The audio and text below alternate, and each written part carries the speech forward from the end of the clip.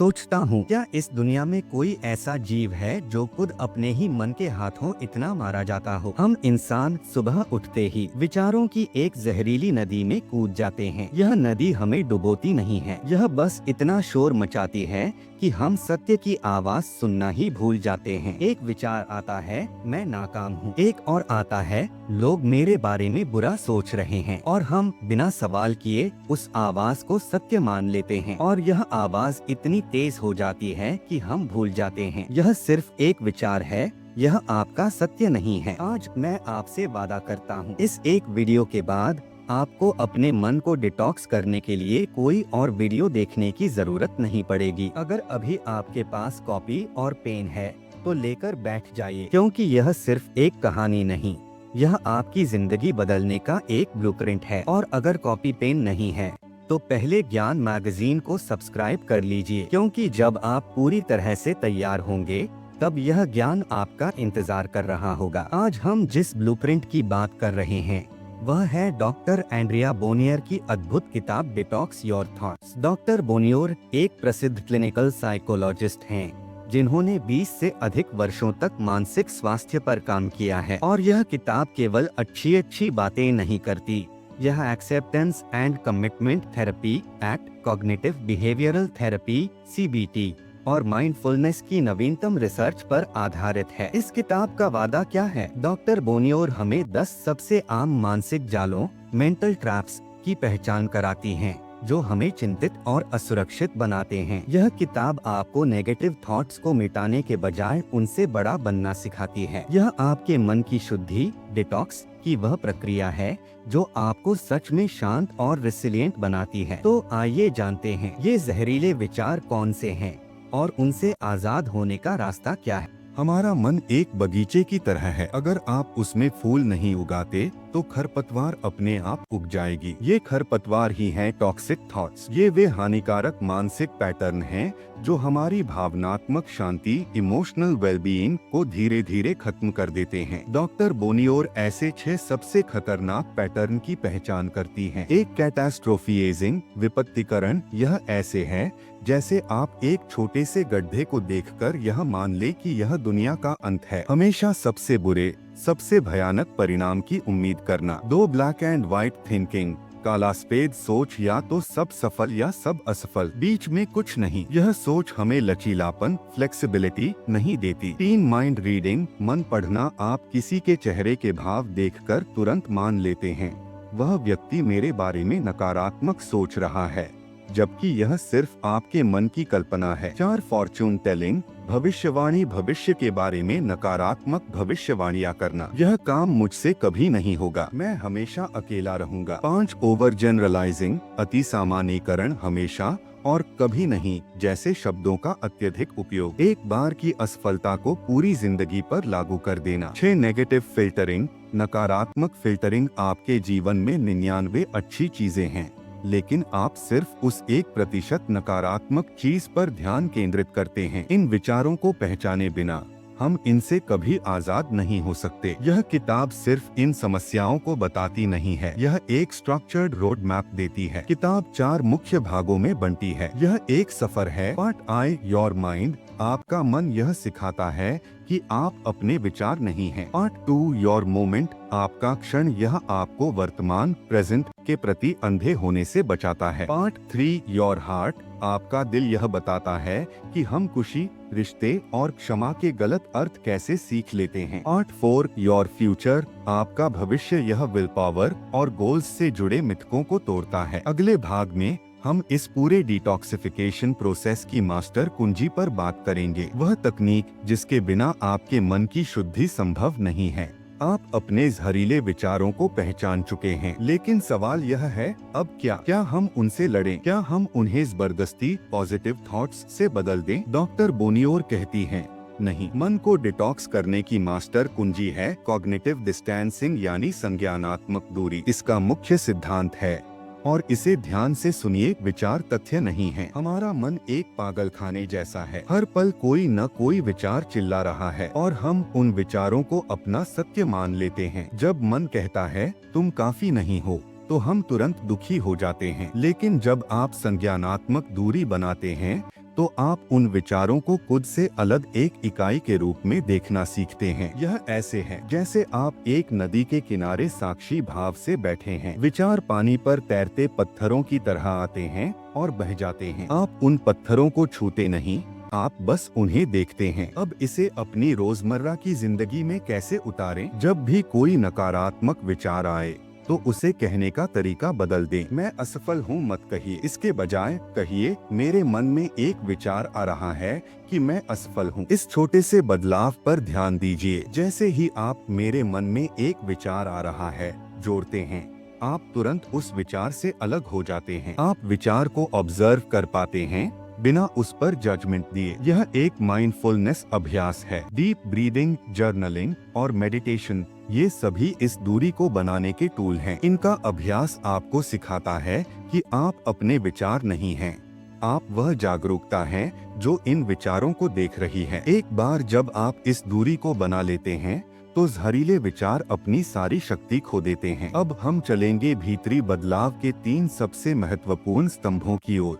संज्ञानात्मक दूरी बनाने के बाद अगला कदम है इमोशनल रेगुलेशन, यानी भावनात्मक नियमन। डॉक्टर बोनियोर बताती हैं कि हमारे थॉट्स और इमोशंस का गहरा संबंध है। हम अक्सर अपनी भावनाओं को, खासकर दुख, डर या क्रोध को दबाने की कोशिश करते हैं। हम सोचते हैं कि इन्हें नजरअंदाज कर देंगे तो ये खत्म हो जाएंगी, लेकिन मन का नियम इससे बिल्कुल उलट है। जब आप अपनी इमोशंस को इग्नोर, अनदेखा करते हैं, वे और अधिक ताकत और अधिक शोर के साथ वापस आती हैं। तो समाधान क्या है? समाधान है एक्नॉलेजमेंट, स्वीकार। जैसे ही कोई मुश्किल भावना उठे, उसे दबाने के बजाय कहें, ठीक है, मैं अभी तनाव महसूस कर रहा हूँ। यह स्वीकार उस दीपक की तरह है जिसके जलते ही अंधेरा, यानी भावना की पकड़, अपने आप कम होने लगती है। जब आप अपनी भावनाओं को एक्नॉलेज करते हैं तो वे अपनी शक्ति खो देती हैं और अपने आप गुजर जाती हैं। यह कोई लड़ाई नहीं,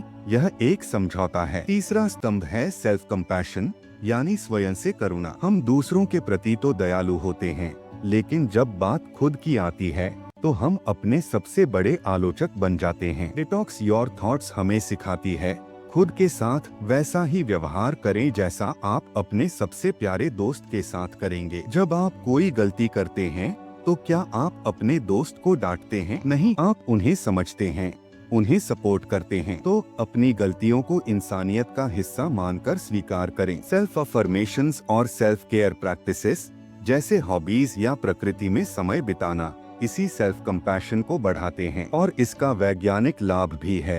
सेल्फ कंपैशन से कोर्टिसोल, तनाव हार्मोन का स्तर कम होता है, जिससे आप तनाव से बेहतर ढंग से निपट पाते हैं। आखिरी स्तंभ, एक पॉजिटिव माइंडसेट बनाना। यह सिर्फ खुश दिखने का नाटक नहीं है, यह नेगेटिविटी को सक्रिय रूप से ऑप्टिमिज्म से बदलने की प्रक्रिया है। यहाँ 3 एक्शनेबल स्टेप्स हैं। ग्रैटिट्यूड प्रैक्टिस, रोजाना कृतज्ञता जर्नल रखें। उन छोटी छोटी चीजों को लिखें जिनके लिए आप आभारी हैं। यह आपके दिमाग को सकारात्मकता की ओर प्रशिक्षित करता है। रियलिस्टिक गोल्स, बड़े लक्ष्य ठीक हैं, लेकिन उन्हें छोटे मैनेजेबल स्टेप्स में तोड़ें। स्मॉल विक्ट्रीज सेलिब्रेट करें। हर छोटी सी प्रोग्रेस, हर छोटी सी जीत को पहचानें और जश्न मनाएं। यह आपके आत्मविश्वास के लिए पेट्रोल का काम करता है। विजुअलाइजेशन का अभ्यास करें। अपने लक्ष्यों को और उन्हें पाने के कदमों को स्पष्ट रूप से देखें। याद रखिए, डिटॉक्सिफिकेशन एक आंतरिक बदलाव है और इन 3 स्तंभों, स्वीकार, करुणा और सक्रियता पर टिके रहने से ही यह बदलाव संभव है। अब हम किताब के सबसे गहरे जालों में प्रवेश करते हैं। पहला जाल है डिस्कम्फर्ट से भागना, यानी असुविधा से बचना। एक महत्वपूर्ण सबक यह है, जिस चीज से आप भागेंगे वह चीज आपको उतना ही ज्यादा पीछा करेगी और उतनी ही ताकतवर हो जाएगी। हम अपनी नौकरी, अपने रिश्ते या अपनी कठिन भावनाओं का सामना नहीं करना चाहते और हम उन्हें टालते रहते हैं। डॉक्टर बोनियोर कहती हैं कि जिस टफ रियलिटी का आप सामना नहीं करना चाहते, उसका सामना करके ही आप उसकी पावर खत्म कर सकते हैं। इसे ही मीनिंग वर्सेस प्लेजर का जाल कहते हैं। हम सोचते हैं कि केवल प्लेजर, मजे का पीछा करने से हमें स्थायी खुशी मिलेगी, लेकिन यह एक भ्रम है। केवल इंद्रियों के सुख, प्लेजर का पीछा करने से एक खालीपन आता है। स्थायी खुशी, सस्टेनेबल हैप्पीनेस, मिलती है यूडेमोनिक हैप्पीनेस से वे गतिविधियां जो आपकी वैल्यूज, मूल्यों और पर्पस, उद्देश्य से अलाइन होती हैं। यह खुशी कोई डेस्टिनेशन नहीं है,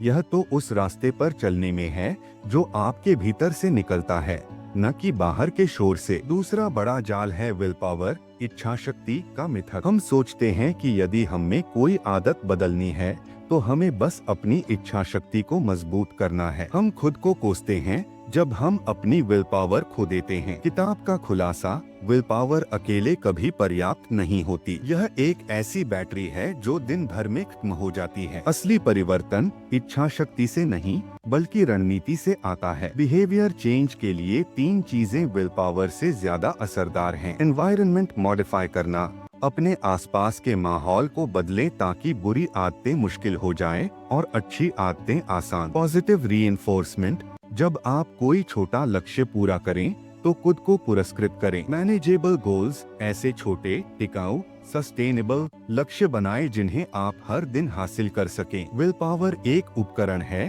पूरी फैक्ट्री नहीं। अपनी ऊर्जा को विल पावर को मजबूत करने में नहीं बल्कि अपने सिस्टम को मजबूत करने में लगाइए। तीसरा और सबसे मार्मिक जाल है अप्रूवल ओवर कनेक्शन, यानी जुड़ाव के बजाय दूसरों की स्वीकृति खोजना। हम एक ऐसी दुनिया में जीते हैं जहां सोशल मीडिया ने हमें लगातार मंजूरी, अप्रूवल ढूंढने के लिए मजबूर कर दिया है। हम खुद को इसलिए बदलते हैं ताकि दूसरे हमें पसंद करें, हमें स्वीकार करें। किताब कहती है दूसरों की स्वीकृति पाने की कोशिश करने के बजाय जेन्युइन कनेक्शंस यानी सच्चे जुड़ाव बनाना ज्यादा जरूरी है। स्वीकृति एक अस्थायी नशा है जबकि सच्चा जुड़ाव स्थायी शांति देता है। इसलिए सबसे पहले अपने जीवन के टॉक्सिक रिलेशनशिप्स को पहचानें। वे रिश्ते जो आपको लगातार खुद को साबित करने पर मजबूर करते हैं, और फिर उनसे दूरी बनाने के लिए बाउंड्रीज, सीमाएं सेट करें। जब आप भीतर से मजबूत होते हैं तो आपको बाहर की मंजूरी की जरूरत नहीं पड़ती। सपोर्टिव सोशल कनेक्शंस तनाव कम करते हैं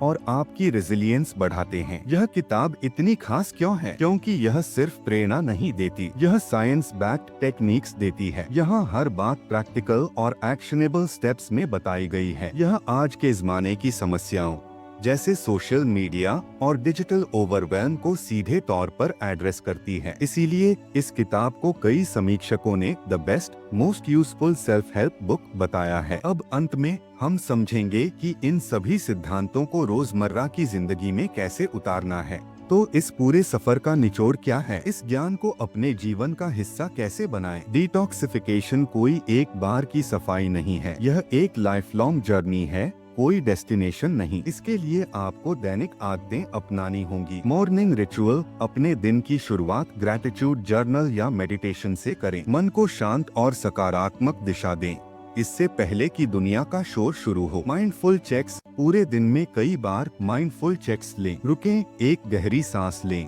और अपने विचारों को केवल ऑब्जर्व करें। पूछें, क्या यह विचार एक तथ्य है या सिर्फ मन का शोर? इवनिंग प्रोसेस, शाम को जर्नलिंग से दिन भर की भावनाओं और विचारों को प्रोसेस करें। जो कुछ भी विषैला है उसे कागज पर उतार दें। याद रखें, कंसिस्टेंसी, निरंतरता और पेशेंस, धैर्य के साथ ये छोटी छोटी आदतें आपके मानसिक स्वास्थ्य को पूरी तरह से ट्रांसफॉर्म कर सकती हैं। और अब इस पूरी किताब का अंतिम निष्कर्ष, डिटॉक्स योर थॉट्स का मुख्य संदेश यह है, आप अपने विचार नहीं हैं। थॉट्स को अपनी शक्ति देने के बजाय उन्हें ऑब्जर्व करें, उन्हें चैलेंज करें और खुद को उनसे बड़ा बनाएं। विचार एक बादल हैं जो आते हैं और चले जाते हैं, और आप अनंत आकाश हैं। बादलों को जाने दो, आकाश को सदा शांत रहने दो। अगर आपने इस ज्ञान को नोट किया है तो इसे आज ही शुरू करें, क्योंकि ज्ञान सिर्फ सुनने के लिए नहीं है, यह जीने के लिए है। और अगर आपने अभी तक ज्ञान मैगजीन को सब्सक्राइब नहीं किया है तो कर लीजिए, क्योंकि यहाँ सिर्फ किताबें नहीं पढ़ी जाती, यहाँ जिंदगियाँ बदली जाती हैं। मिलते हैं अगले वीडियो में एक नए ज्ञान के साथ।